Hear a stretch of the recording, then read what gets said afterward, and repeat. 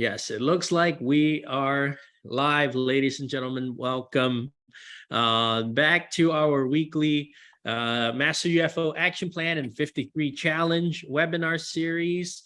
This week we got, hey everybody, I'm Andrew Chee, and we've also got the legend, the OG, Kevin Buckman here with us.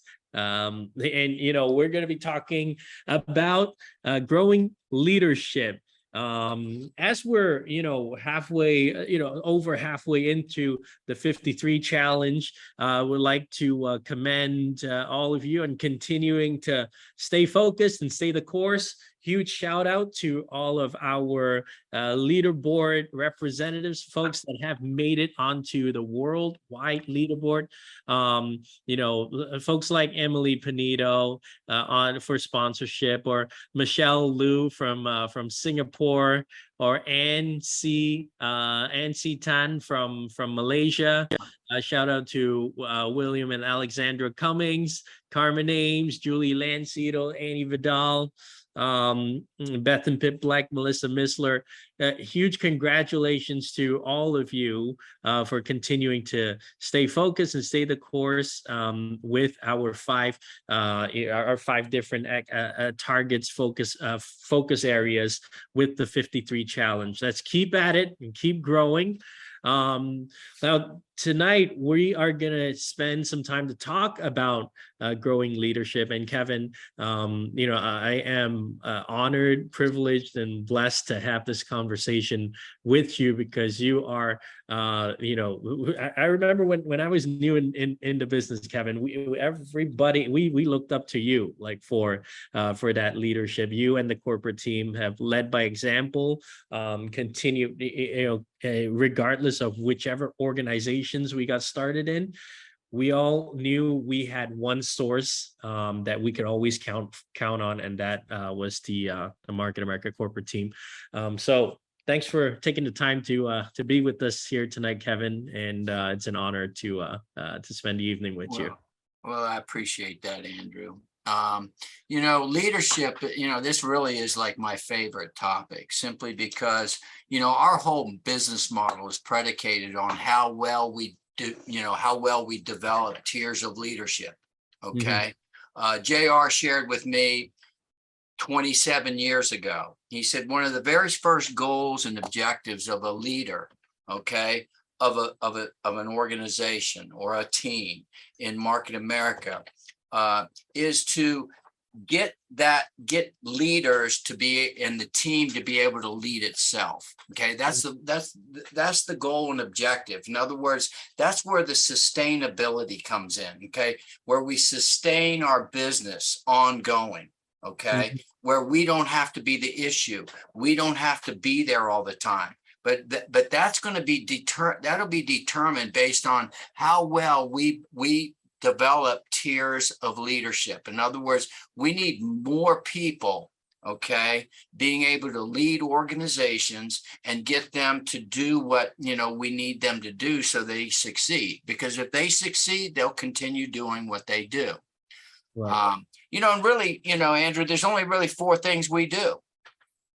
So you got to figure out, what do we got to get them to do? Well, there's only four things we do in this business, to be honest, when it all boils use products and the programs we represent. In other words, our exclusive products, as well as, our partner store program, or our shop.com with our affiliate program.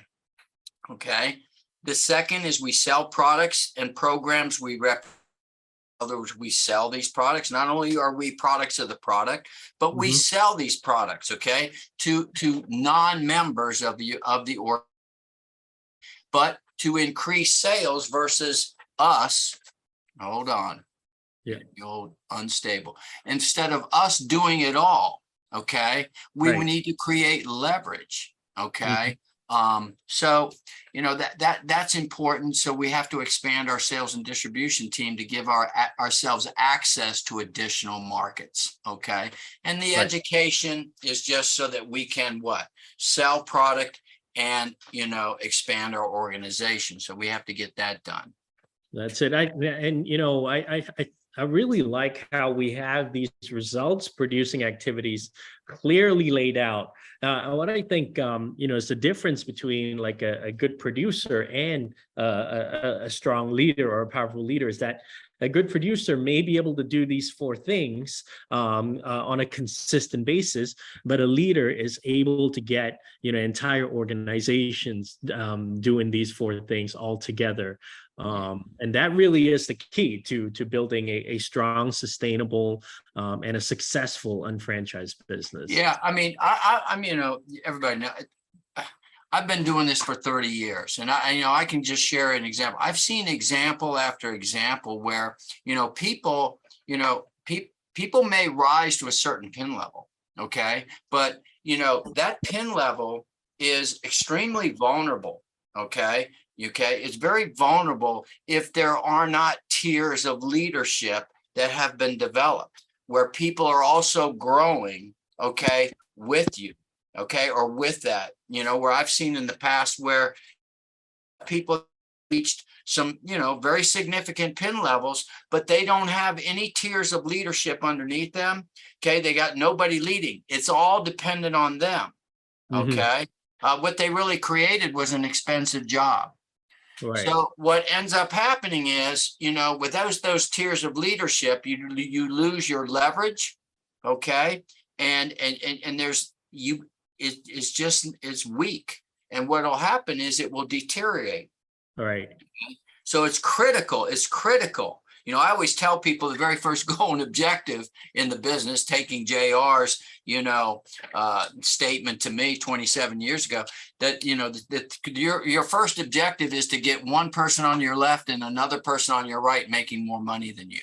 Ooh, that's I it. mean, that's how I boil it down. Your first goal and objective, taking what he said to me, was I'm going to simplify it. Your goal is to get somebody making more money than you on the left and somebody on the right of a business development center.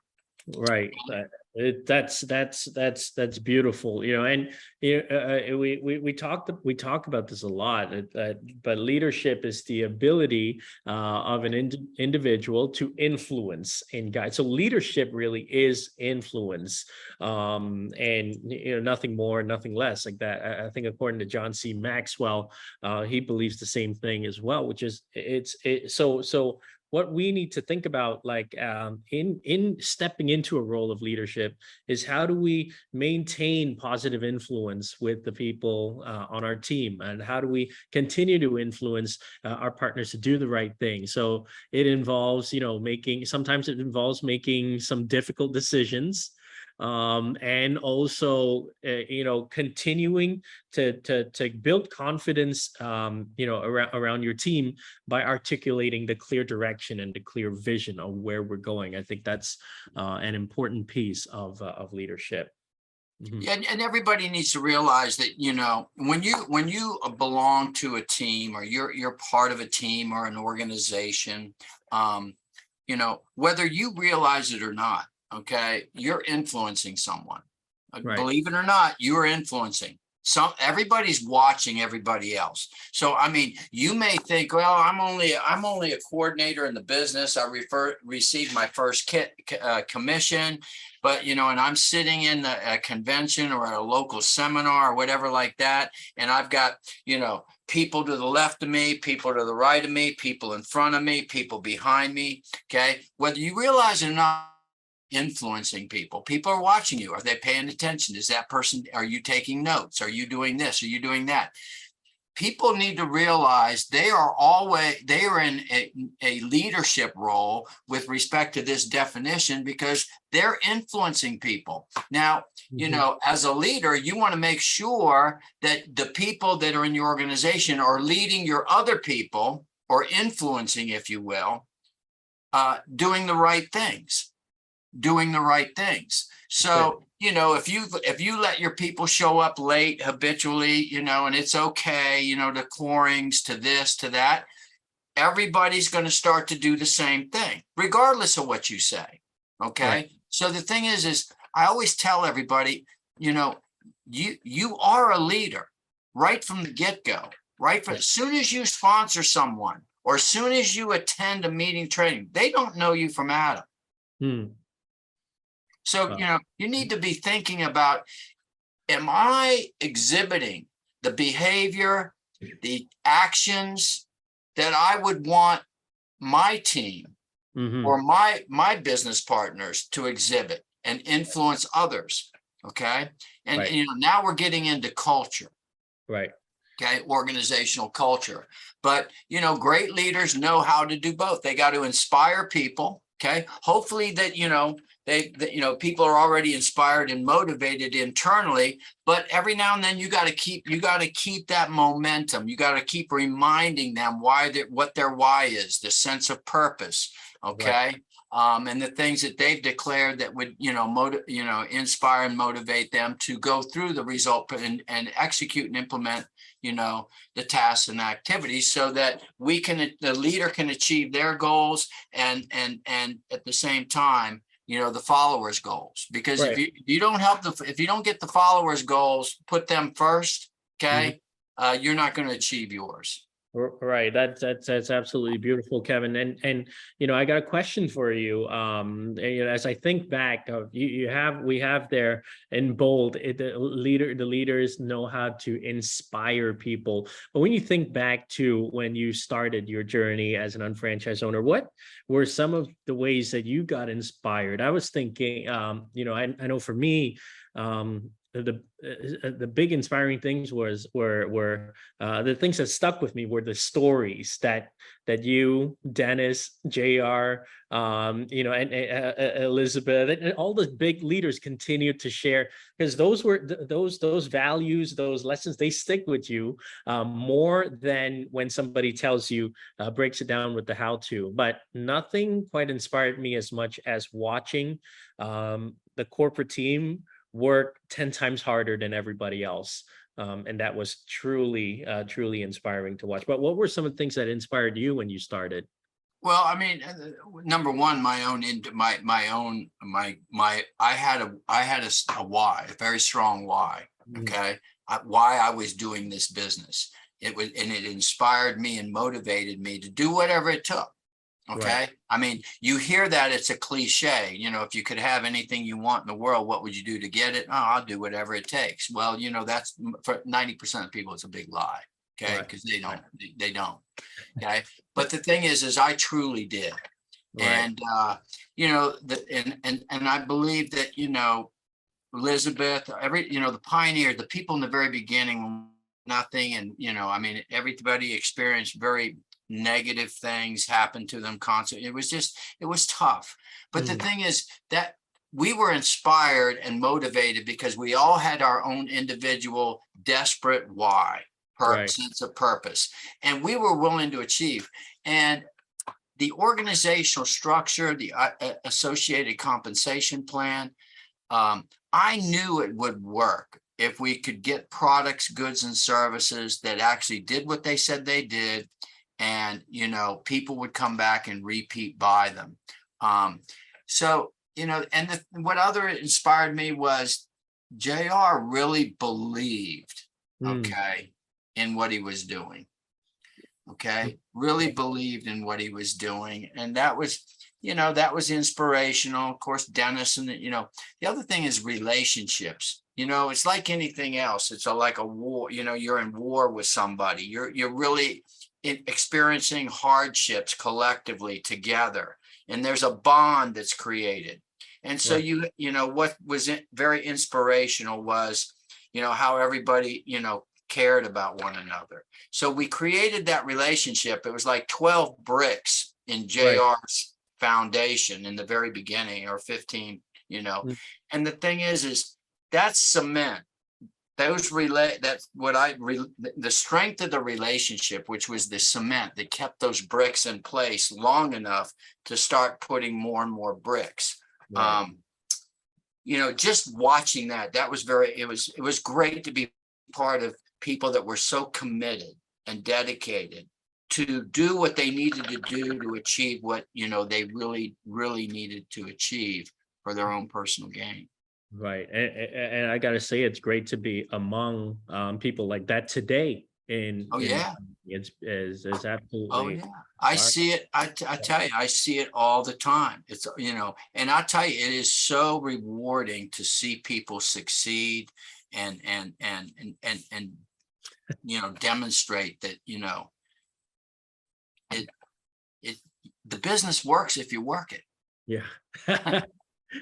That's inspiring. you know? You know what? Another takeaway I think that you mentioned about you having a strong enough why, it may be worth looking into for every person aspiring to be a leader, to not just think about your own why, but how do you work with your partners to help them find their why? Maybe everybody has one. We just don't know what it is yet, and they might not know what it is yet. And So that's believe it or not, that's one of the leader's jobs, to make sure that anybody you bring into the business, the partner, I you love it. need to make sure they understand, they know why they're doing this. Mhm. Okay. And you Right. need to take the time to help them discover what their why is, their sense of purpose, what's going to motivate them. And at the same time, it's a tremendous opportunity for the leader and the person that they're talking to or working with to nurture and strengthen that relationship, because in that process, that's what's going to keep people in. And what I always say, getting through it in order to get to it. Exactly. Got it. And speaking of getting through it, we are getting through 4 different stages in building. There's many. I've heard many variations of this, but I really like how we have this laid out today. One of the we start off with being an enthusiastic beginner, and then eventually we'll get into the stage of a disillusioned learner, and then a capable but cautious performer, and then a self-reliant achiever or peak performer. And we sort of like go back and forth with these different stages. The Yeah. other, what I used to train on was the first stage, the enthusiastic beginner. That's when you are unconsciously incapable.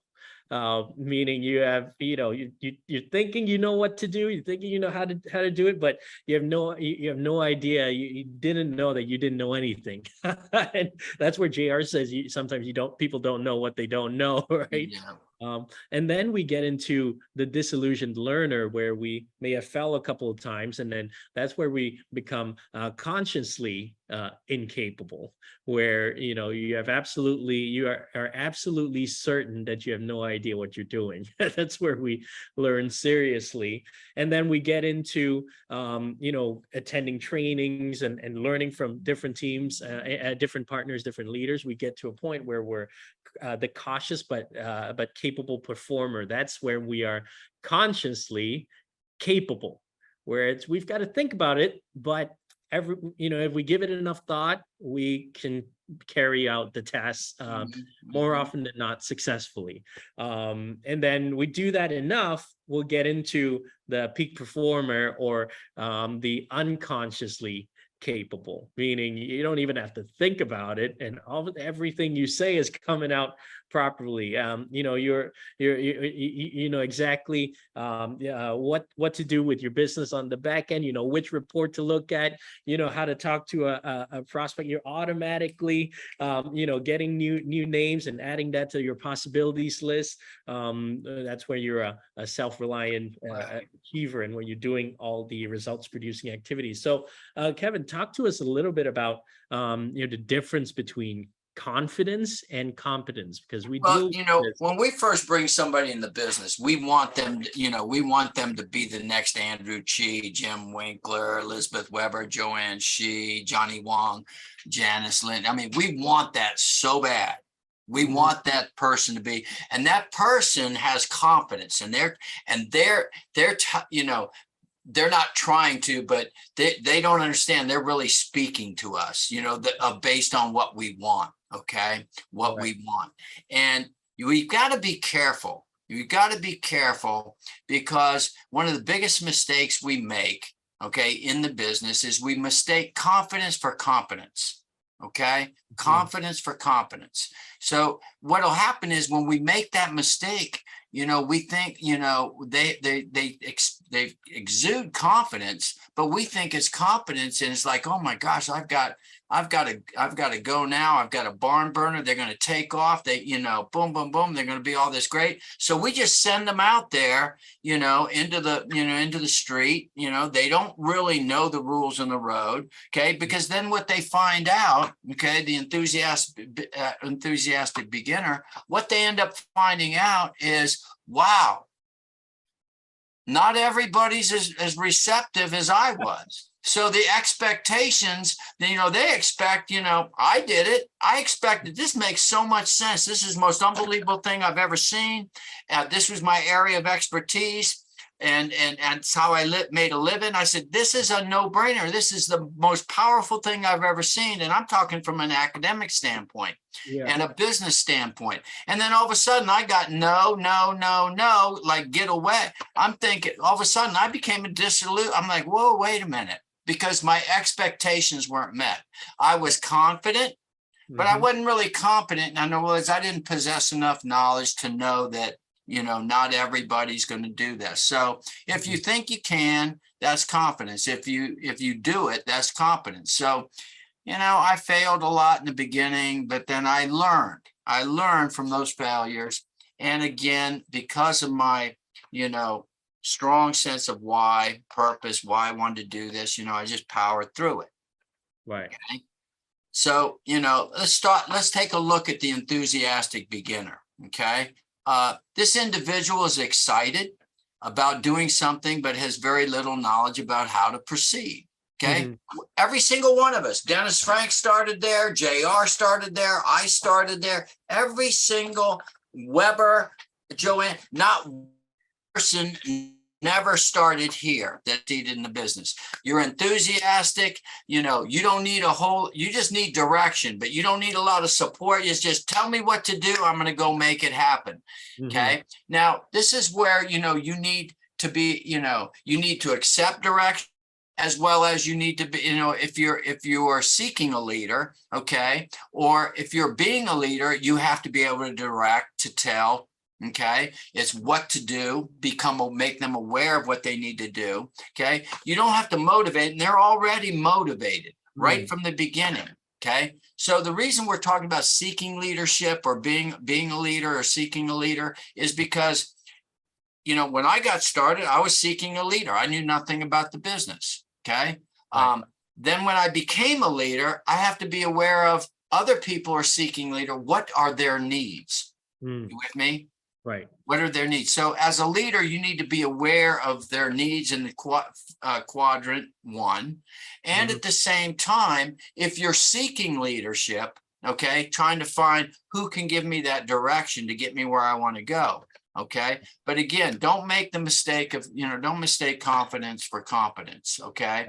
I don't care if they're pushing buttons and operating a nuclear reactor. Okay. They don't know nothing about this business. Right. It's a total different animal. Yeah. Homer Simpson also pushed buttons in a nuclear That's right. reactor. Yeah. Hey, Kevin, can you give us an example of what is one, let's say as a leader, what is one high direction action item that you can provide with an enthusiastic beginner? Well, I'll just share it with mine. Every different, leaders have different methods or strategy. My big thing is I want to get people. I always say I want to get people chasing the car. I want them to be taking action. So I keep it real simple. I want a names list of 100 people. I need to have, we need to book appointments. We need to, identify 150 BV worth of product, right? Within 90 days that you're going to, be using in your household. Right. I have activities, right. We're going to put, we're going to, book appointments. We're going to do one-on-ones, two-on-ones. You do the evaluate. I want to get them moving. In other words, I've extracted producing activities out of the getting started guide, and I immediately want to get them moving. So that when we do sit down at the getting started, we sit down with an NUOT, we go to a base, they've already been doing those things. Right. And if they didn't purchase a ticket, at the They registration, or get a they, ticket, yeah, I want them doing NUOT, basic 5, ECCT in the first 90 days. In other words, let's get moving. Okay. mm, If you want what you want, okay, then let's get it done, right. and set the foundation and prep. Right. So not to worry about them making a mess. Let them make a mess, but we'll come and help clean up, But do it with them. Do it with them but keep them moving. Too Right. many times we just like, okay, bring somebody to a UBP. Okay, we got a basic 5, show up to bit. No. Get them moving, making progress. Okay. The proof isn't in the pudding, it's in the taste. You know what I'm saying? You got to get them a taste of it so that Right. they see the Right. results from the actions that they're taking. So we've got to get them results and get them quick. Right. Then you get the disillusion. Everybody's here. There's not one person's never been here. Okay. As soon as you begin, you're excited, you're enthusiastic, you believe, and then all of a sudden you're shocked. You got the reality shock, okay, to varying degrees that, hey, not everybody's excited about this as I am. Mm-hmm. You see, the difference between what I expected and what I got was a shock. Right. So I became disillusioned. I know Dennis became disillusioned. I know Weber everybody's do this. So if, and you need to know that as a leader, because you need to be able to communicate to everybody. That's just part of it. This is just part of it. It's just part of the process. Okay. If you never experience adversity, you never experience it, man, you're going to be messed up one of these days when you get to, you think you got the goal line, you didn't get there. Okay. Yeah. You got messed up. It's messed up. You go through, everybody goes through this. That's it. Okay. So even though more when you start, and the excitement, enthusiasm decreases. In other words, like, I don't know, man. I bet, I don't want to put myself in the situation where I get beat up or I get rejected or I get, people, that kind of thing. Okay. So at this point, you really need high direction, high support. Okay. You need to really, as a leader, you need to be really coaching. This is the most important part. You got to get them through this so that we can move on, because there is a future. We will work through it. But this is where, you really got to get going. You got to sell them on why we do certain things that we do. There's a lot of explaining. And this is where, as a leader, you need to be really knowledgeable about the business model, about the business itself. And, so you can set realistic expectations and provide examples of how they're going to get through this. Beautiful. And we have here high direction, high support. I'm thinking back to when I was working with a number of times, not all the time, but a number of times, you'll probably find somebody new that's excited that you're working with, an enthusiastic beginner, and you want to support them, but they don't let you. They're like, oh no, these are my people. I know how to talk to my people. Then they'll go out, and then some might get lucky. Most of the time, they get a taste of a taste of rejection, and that's when they come back. Now it's they're open to receiving support. They're open to doing 2-on-1s with you, and this is where it's not that you couldn't give them high support as an enthusiastic beginner, but sometimes you just can't, even if you offer it. It's human nature. It's human nature. You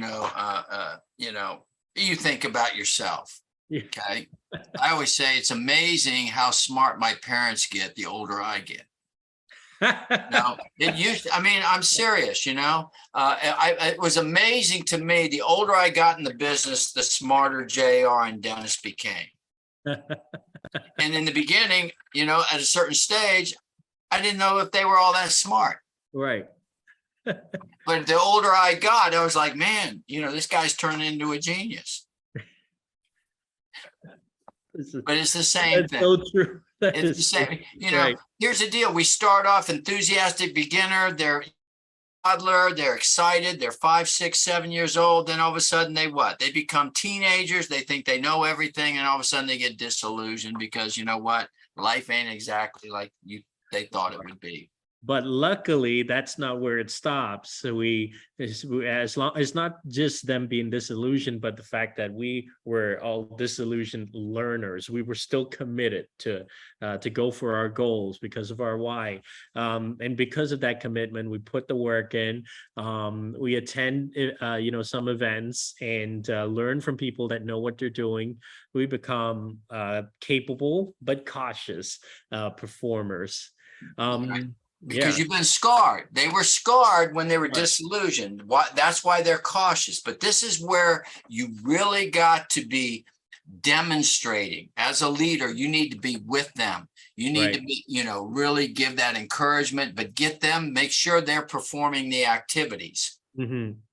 Right. And I'm recalling sometimes like when I was at the stage where I was capable but cautious, because I still remembered how excited I was in stage one. I still remembered that and how I got burned. Yeah, So at this stage, folks, if there's any of you that's at stage three, or at quadrant three, it's not that things got easier, you just got better. exactly. So give it a shot, and you're going to be working with senior partners, because you still get high support at this stage, but you might not need to get that much direction anymore. You've got. That individual can do it. You've seen them do it. You've been with them. They do it. You've done it with them. They can all, and they can basically do it all, but they still need you there to validate themselves, to validate what they're doing. They just need they just need that, the fact that you're there. Okay. Right. Your presence. Okay. They don't need a lot of direction, but they do need that support, because they're still a little, scarred from, Right. some, rejection or whatever it may be when they were disillusioned. So Right. supporting, demonstration, modeling, providing the example, just being there for them. And this is Right. a great relationship time, building time with someone that could end up being, that leader you're trying to develop. That's awesome. And if we think about it as like a journey of learning to ride a bicycle, this is where the training wheels come off. But they still need us riding next to them on our own bicycle with the Band-Aid in our pocket, just to keep them confident that, look, we're around, we're not going to screw this up, but you don't need your training wheels anymore. Let's ride, let's go for it. And then then it takes you to self-reliant achiever, peak performer. In other words, they're doing the result producing activities. They're taking the action. Okay. But if you've got a strong, to inspire you, to motivate you, okay, and persevere through, that, it's just a process. It's a process everybody goes through. You provide the proper direction. Gone. Yeah. And Okay. a big thing on this one is something that prevents a peak performer to turning into an enthusiastic beginner again is staying coachable and staying willing to learn. Like keeping your cup. Don't have your cup too full, because there's always something that we could learn and continue to grow. Always. Yeah. I always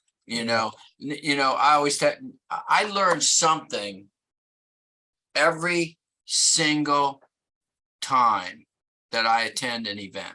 There's always something. At least I guarantee I've been doing it forever, and been to a million, probably been to more than anybody. Okay. Training, seminar, whatever. But the point is I have never been to one. I can honestly say I've never been to one that I didn't learn one thing. Okay. Wow. Or at least what I'm saying is learned a different way to say the same thing. Right. You with me? Because it's all about communication. And so, I'm a sponge, at all the events that I attend, whatever, because I'm trying to find different ways to say the same thing. Because different things resonate with different people. Right. and they receive things differently. And the Mhm. thing is I'm always looking to not just, connect with 1 or 10 or 20. I'm always looking to be able to connect and resonate, the message to Mm. be what is going to take to be successful in whatever way I can. And I always learn something. Right. And isn't it an incredible stage to be in when your teammates that you had to show the plan with, that you had to teach how to use the back office, that you had to hold their hand. Isn't it incredible when they're not only are they able to do it themselves, but you're able to exchange, have conversation with them and learn from one another. This is what this stage is about. And I'm thinking of my relationship with my parents too. Like as as I got older, or I got more matured, that the conversations that I'm having with my parents are very different than when I was a teenager, and it's not frustrating anymore. It's a lot of mutual respect, a lot of fun and great, interesting content. But we're talking, it's like talking to a peer versus talking down or talking up Well, to. that's where, see, this is where you get the exponential. That's where you get the compounding effect. That's where you get the leverage. If Mhm. I've got 2 people that can do what I do on the left and 2 on the right, I've got leverage. I've got Right. compounding. I've got 4 people that can work the business with me. And as they do the same thing, then that becomes 8 people, and then 12 people, and then 14 people. So Mm. if each one of us are showing the business to 2 people per week, okay? I mean, look at the compounding without you having to be there. You don't have to be there because they can do it. Mm. And now you got a chance. Now they got a chance of out earning you, which is what you said. I hope so. I hope so. That's the goal. I hope. I mean, I can't have enough people making more money than me on the left and the right. Yeah. At the end of the day, it becomes a way. It takes staying power to be able to discover that. But let's talk as we wind down, like on our topic tonight. Let's talk about managing the journey, because it's not just going through 1, 2, 3, 4, and then going on autopilot and staying 4. Sometimes we can drop back to a 2. Always. Mhm. It's always going to happen. Right. Everybody goes. I don't care who you are. JR did it. There's time, of course he's a 4, but at the same time, there's times his expectations weren't met. And all of a sudden he was in the quadrant of being disillusioned. Dennis is there. I've been there. Okay. Mhm. And then what do you do when you're in that quadrant? You seek out leadership that can help you through the quadrant and get you back, going. Right. Okay. People say all the time, I do all these 90-day MUFO action plans, every single quarter.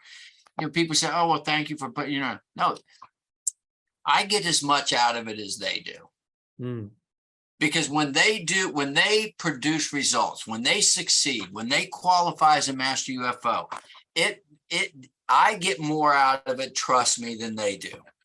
Because because it expands and compounds and leverages growth. Right. You see, and that's really what it's all about.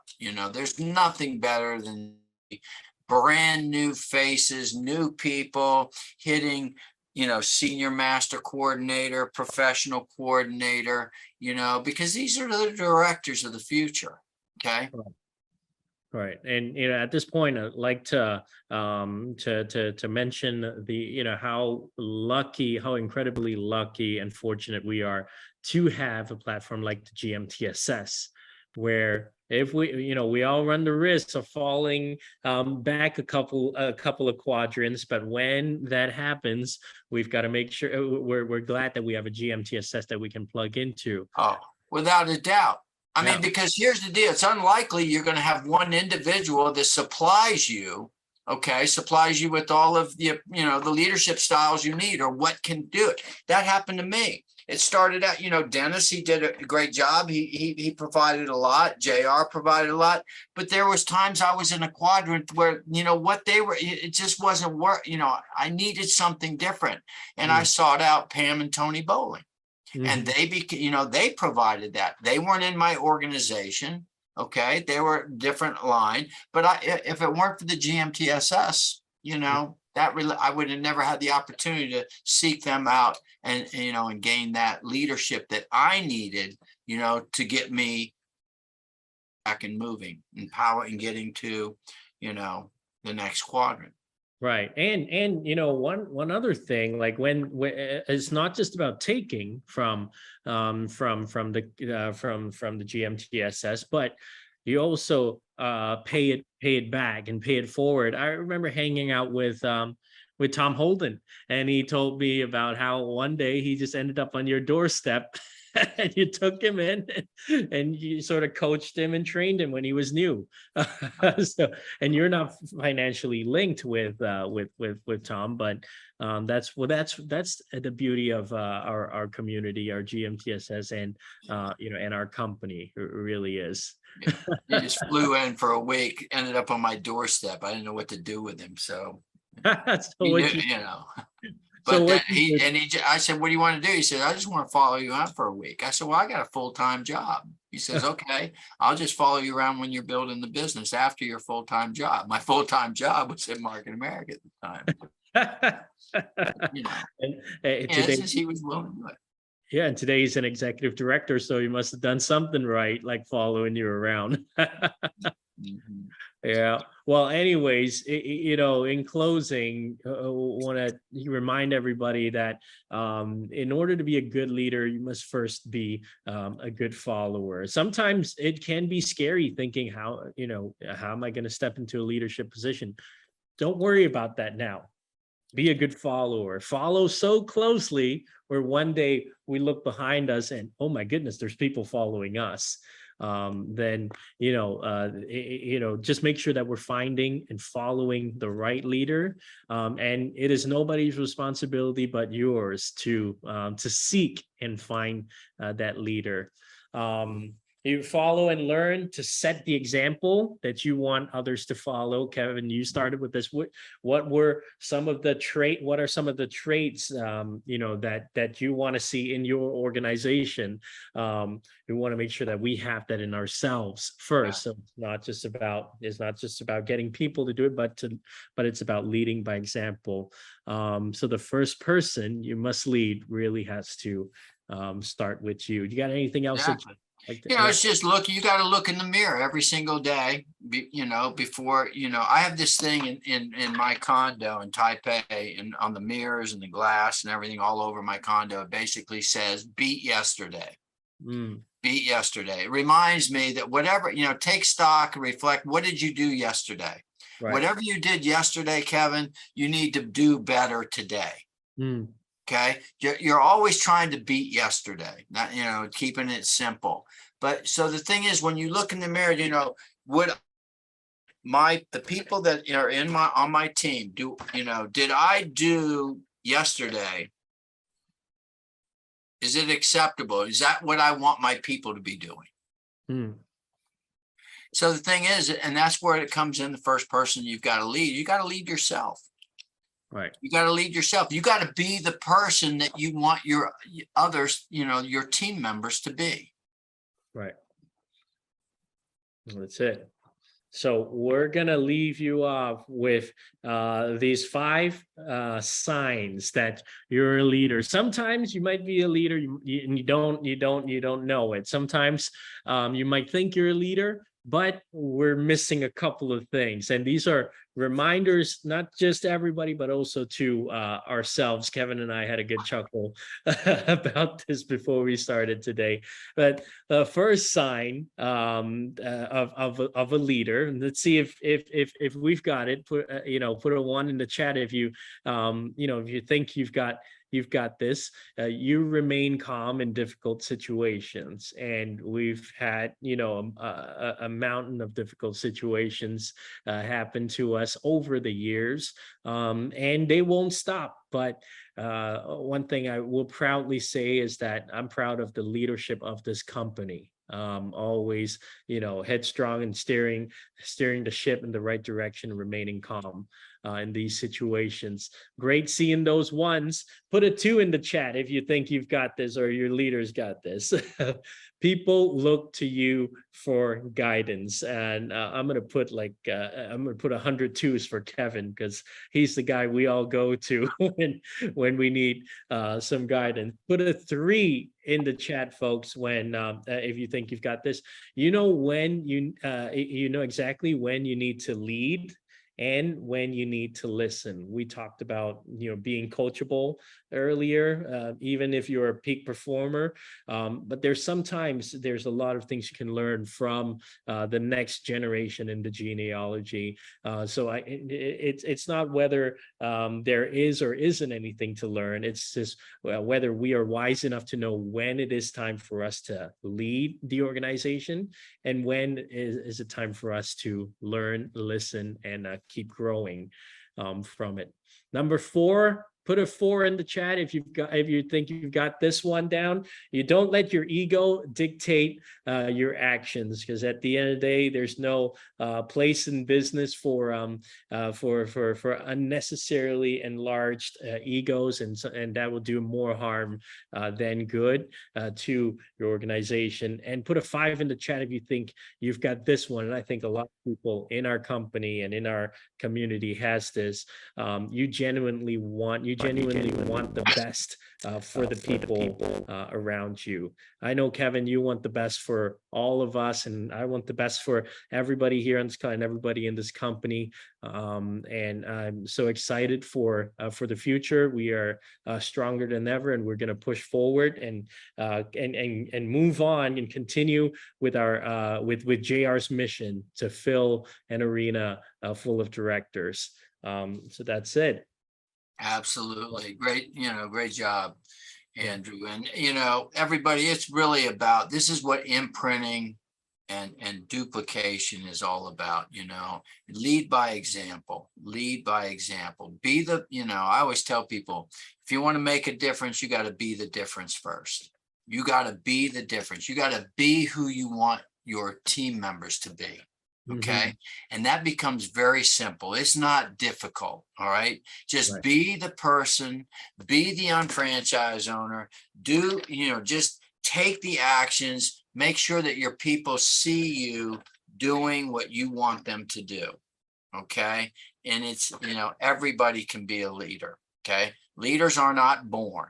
Okay. Leaders are not born. Everybody can be a leader. Every single person, whether they like it or not, if they have a child, they're a leader. They don't have a choice. Okay. Right. It's, you always got to remember, okay, you're influencing somebody. And in this case, in this business model, just be careful. You need to make sure you know exactly what you're doing, because you are setting the example of what you want the people around you to follow. So, it takes away that, I'm not a leader. No, you're a leader. You're a leader. Thanks so much, Kevin. And thank you, everybody, for tuning in. Remember, continue to stay focused and stay the course with the 53 challenge. We will see you next week as we wrap up our Q3 of this year. Take care, everybody. Have a good night. Good night. Bye-bye.